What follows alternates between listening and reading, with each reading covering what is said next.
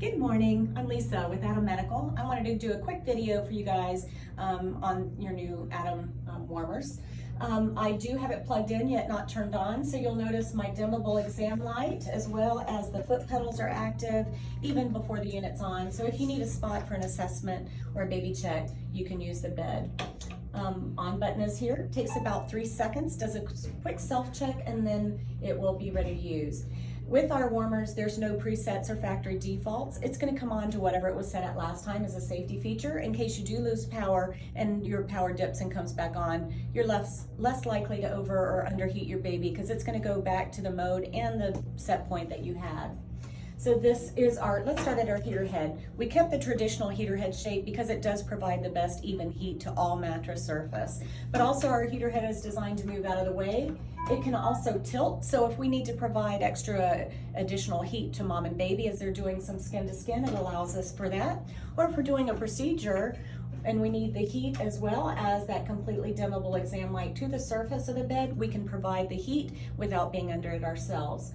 Anytime you do have a notification or an alarm like the one currently says the canopy is tilted, it'll show you right in the message center what your notification is about. Because you'll hear that little alarm every few seconds, but if I hit the alarm silence button, it'll disable that alarm for 15 minutes so I can continue my procedure or give mom and baby heat without that notification. When I put it back over the bed to provide the best heat for the mattress, that will cancel that alarm.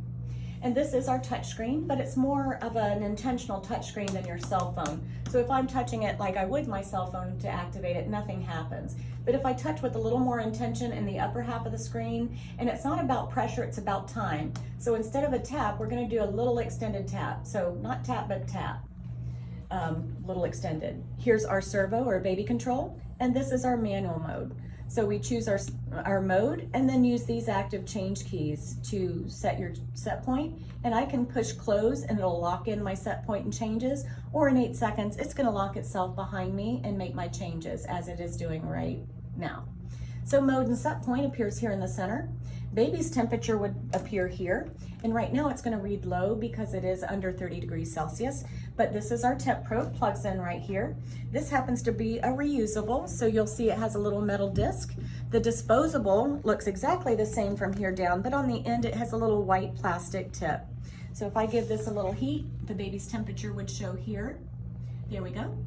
And we're looking at tenths of a degree, but our algorithm calculates way down to the 100th of a degree. So it's gonna keep really good control of your baby's thermodynamics situation. And we do recommend skin temp, so abdomen if they're supine with your temp probe cover over that, the reflective heat shield temp probe cover. And if they're prone, you could use flank during a procedure. If you needed to temporarily use a thigh, you can do that, but just put it back over the abdomen when you're finished would be the best case scenario. And when we're looking at the screen also, we can go touch it, go back to manual mode. Again, same thing. Manual mode is a percentage of heat. Make your changes, push close, and make your set point. When you are on a manual mode, any heat over 30% on our warmers, so 35 to 100%, every 15 minutes, like all warmers, you will get the check baby alarm. Ours will give you the alarm every 15 minutes and turn your heat to 0 as a protective mechanism so that baby's not under the heat they can't control.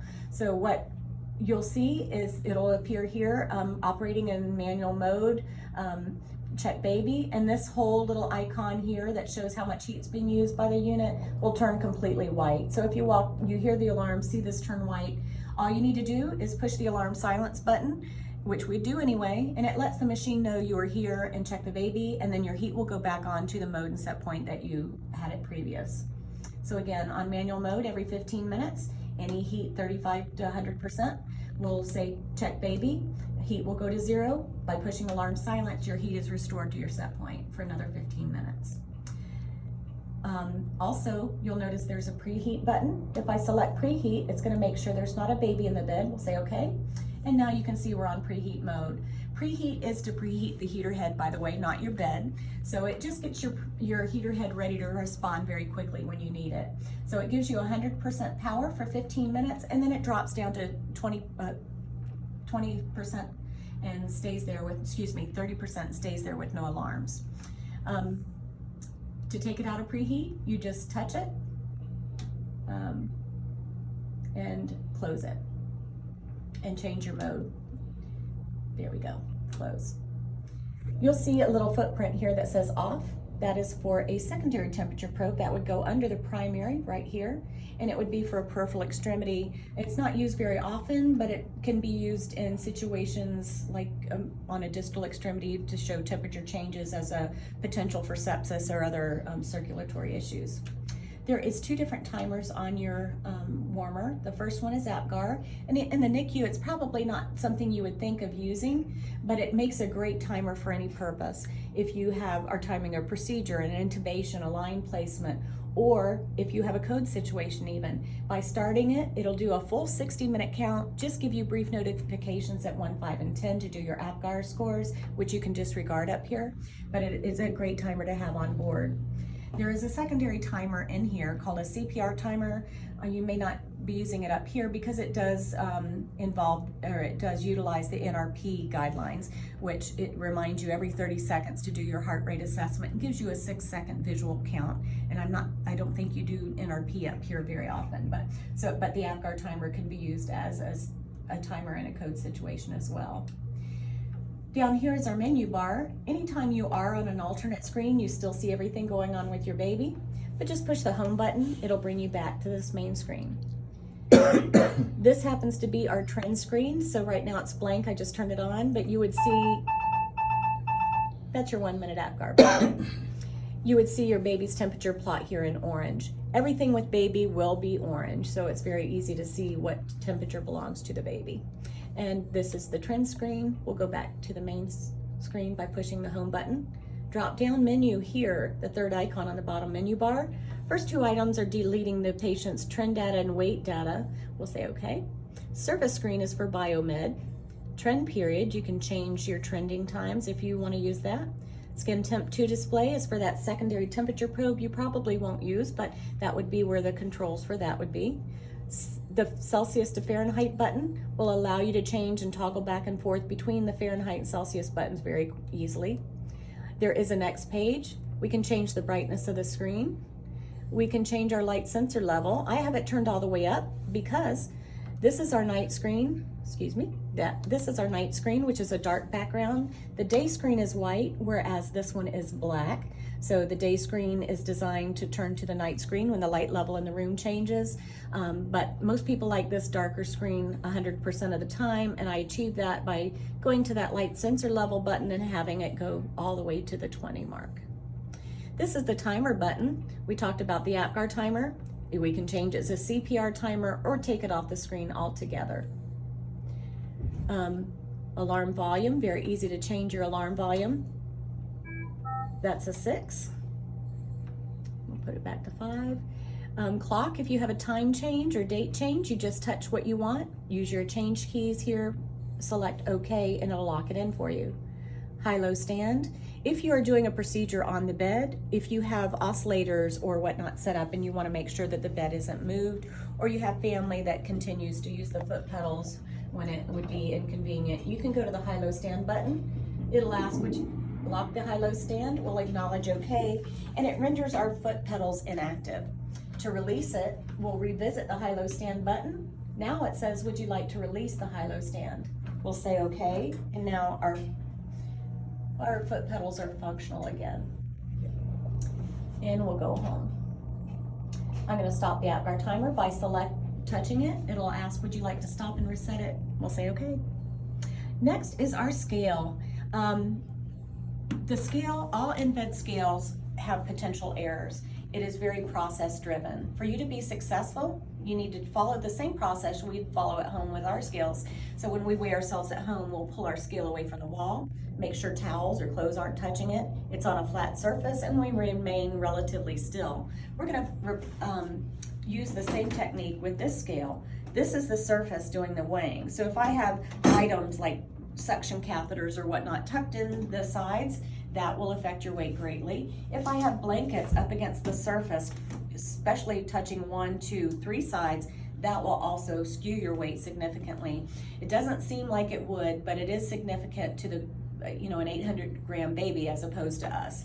So we'll keep that in mind. We'll make sure our bed is flat. The tilt level is located under here. You can do Trendelenburg in reverse, and there's no doubt where that flat zone is. So you don't really need a level on this because you can tell where flat is. So now that our perimeter is clear, our bed is flat, we're gonna pull up our mode for the scale. Once it's up, we can push the weigh button and it will give us instructions to lift the baby from the mattress surface. And once we do that, the change in pressure triggers that zeroing process or tearing process. Then it tells me to put the baby back down once our scale is zeroed.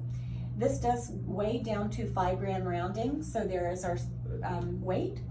And not only can you, but you really should utilize that reweigh button several times. Just ensure that you're getting the same accurate weights. So if you like that weight, you can push memory, it'll graph it. If I touch the graph, it'll assign it a date and time stamp. This will hold 30 weights, so first in, first out. The gram to pound button will show you pounds and ounces. And I know you guys do chart in kilograms, so just move your decimal points left 3 spaces, so it'd be 0.545 kilos. Now, this bed again will remain zeroed for 3 minutes. So each time I push reweigh in that 3-minute period, it allows me 3 more minutes. So if you do have a very wiggly baby and you want to continue to weigh, push the reweigh button to extend your time to allow for more potential weighing.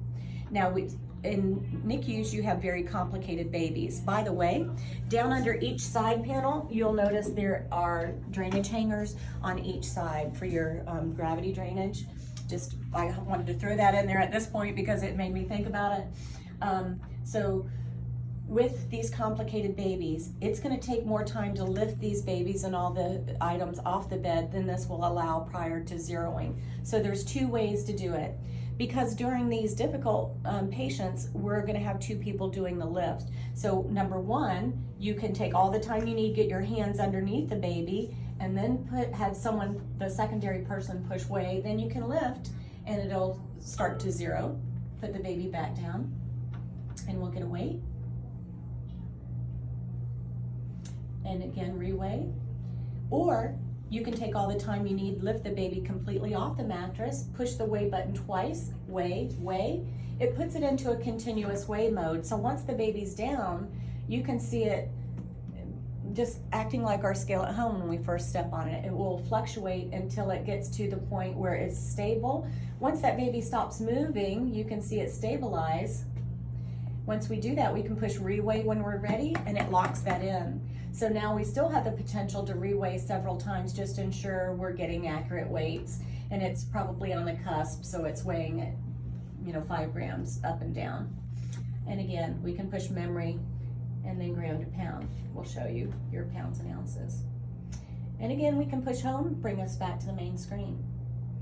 From here down, we have a potential, we could add resuscitation in this module for you later on, and which would have your suction, because you would have tanks that would bring negative vacuum into the system, which would give you the potential for Venturi style suction. You would have dual flow meters controlled by a blender in the center. We could add at a later time also pulse oximetry if you needed. But let's revisit the bed itself. So our doors are made to go down nice and quiet to avoid startling the baby, which would cause increased intracranial and intrathoracic pressure. And this is where your x-ray lies. So as you see, we can get x-ray from the front or either side. And if our baby was way up here and we wanted to, let's say, get a shunt picture, we can use our extension arm and then place our cassette in here and bring your x-ray cassette all the way to the very top. So you can x-ray almost 90% of this bed. And the function of these doors, if that should ever change where they're going down too quickly and making more noise, please send this down to Biomed. It's a very quick fix to replace a part that's made to break away with too much pressure to protect the mechanism that allows that for that soft wide opening.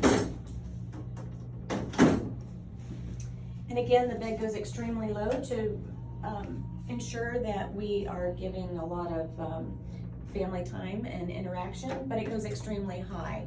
So literally, if you're 7 feet tall, you would have an ergonomic work level. And all 4 wheels are double cast, which means there is actually 8 wheels on the ground. So it's going to give you more flexibility and ease of movement, such as with your luggage through an airport nowadays. This can turn on a dime, and these handles are made just to allow for easy transport. And if you did decide to use this for transport later, we could always add a lithium-ion battery that would go down underneath the drawers. That would give you a runtime of anywhere from 45 minutes to an hour and a half, and we just unplug it and go if you ever needed to. So you would have the ability to transport on this from OR up here, wherever you needed to go. And if you ever have any questions, please feel free to call one of our clinical specialists. I'm Lisa. You're welcome to always call me as well, or just call into the office. Someone will always answer your call, and we'll get back to you shortly and answer any questions. But I hope everybody enjoys your warmers. Always reach out to us, and have a great day. Thanks.